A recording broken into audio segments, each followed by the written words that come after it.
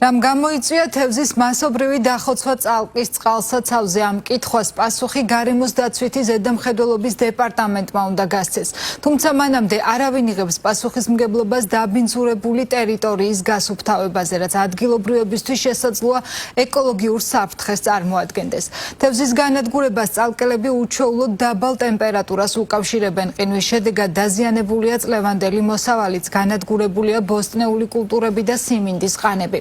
Რუსუდნა ლოლაძისა და ირაკლი თელაურიძის რეპორტაჟი ქვემო ქართლიდან.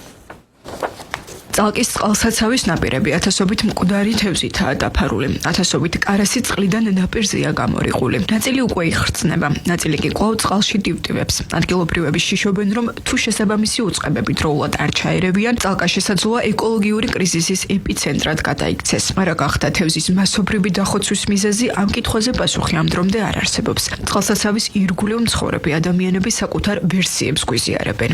არ ვიცი სავარაუდოდ ლაპარაკი არის, რომ რადიაცია იყო და არ ვიცი ახლა მე მაგის საქმეში ვერც ვერ ყვევი. რადიაცია იყო თუ მოგუდვა იყო თუ დენი იყო, წარმოდგენ არავის არ აქვს სრულყოფილად. საშიში როგორ არ იქნება ახლა ფრინველებიც მიდიან, თუნდაც ძაღლია, თუნდაც რაღაც რავი ცხოველებიც რა თქმა უნდა. საშიშია როგორ არ არის საშიში? ვითმეტე სამრავოდენობის. Ზუსტად არ ვიცით რამ გამოიწვია, მგონია რომ მინდორი იყო შეწამლული, რადგან სწორედ მაშინ დაიხოცა თევზი, როცა წყლის დონემ მოიმატა და ნაპირზე მინდვრებში ამოვიდა. ალბათ შეწამლული იყო, მსგავსი შემთხვევა არასოდეს ყოფილა, გაოგნებული ვართ. მოსახლეობის დიდი ნაწილი მომხდარს ივნისის უჩვეულო ყინვებს უკავშირებს. მათი თქმით, ქვირითის დასაყრელად ნაპირთან გამოსულ კარას მოულოდნელმა სიცივემ მოასწრო. გაიყინა წყლის ზედაპირული ფენა. თევზმა ქვირითის დაღრა ვეღარ მოახერხა, შემდეგ კი ღრმა წყალს ვეღარ მიაღწია. პირველი შემთხვევა ასე მასიურად თევზი დახოცილი იყოს.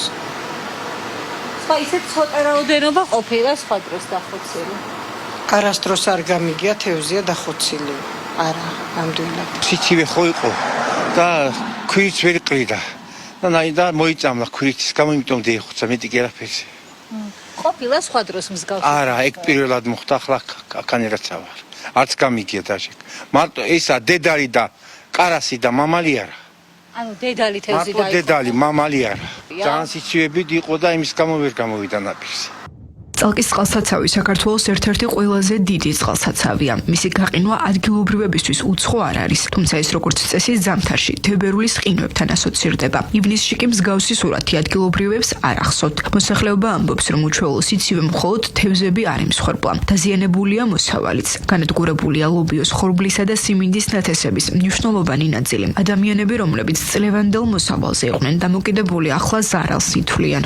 24 წელი აქ ცხოვრობდა, ესეთი სუდი ამინდი არ ყოფილა, რაც ახლა იყო. 2 ივნის რო გაიყინება, წარმოიდგინე. ხალხს მოუყინა ლობიო, კარტოფილი ამოსული, მთლიანად გაყინა.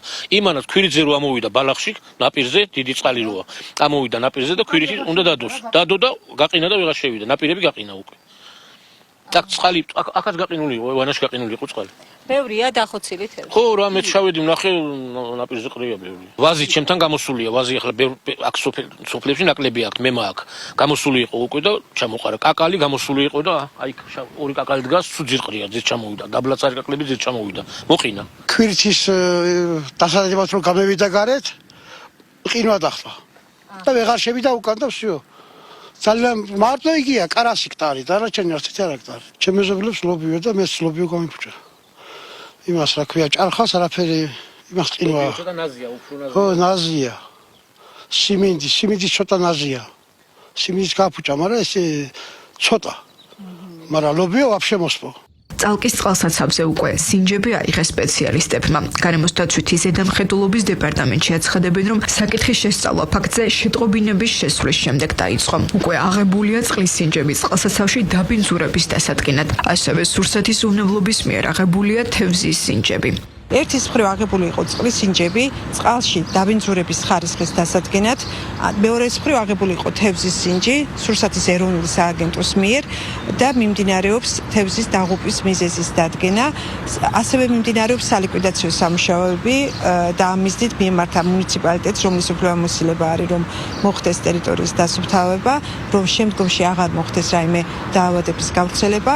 დღეს მათი მთავარი საზრუნავი წყალსაცავის სანაპიროზე დაგროვილი მკვდარი თევზია, რომელიც მზის ქვეშ იხრწნება და ყოველდღიურად ზრდის ეკოლოგიური საფრთხის მასშტაბს. ბინა იღებს პასუხისმგებლობას სანაპიროს გაწმენდაზე. ბინ უნდა შეაფასოს ის რისკები, რომელთა წინაშეც ადგილობრივი მოსახლეობა დგას. ამ კითხვებზე პასუხის მიღება ადგილობრივი ხელისუფლებისგან ვერ შევძელით. ისინი კომენტარის გაკეთებაზე უარს აცხადებენ, რომ გამოიწვია თევზის მასობრივი დახოცვა, ბუნებრივმა მოვლენამ, დაავადებამ თუ სხვა ფაქტორმა. პასუხები, რომლებსაც დღეს წალკა ელოდება, შესაძლოა გადამწყვეტი აღმოჩნდეს იმის გასარკვევად, აქვს თუ არა ქვეყანას საქმე ბუნების ერთჯერად მოვლენასთან, თუ ეკოლოგიურ საფრთხესთან, რომლის შედეგებიც ჯერ კიდევ წინ არის.